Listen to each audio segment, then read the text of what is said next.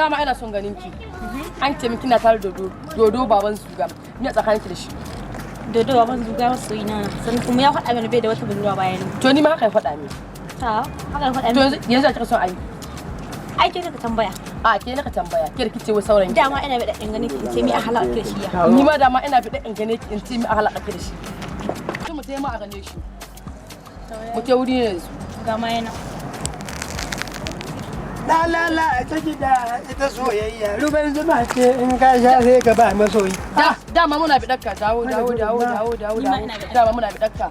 Me tsakanin ka da wagga? Me kuke nema? Ni ma ina ɗaka mi a tsakanin ka da wagga. Yo sai ka faɗa min abin da tsakanin ka da wagga ne. Allah kina fin.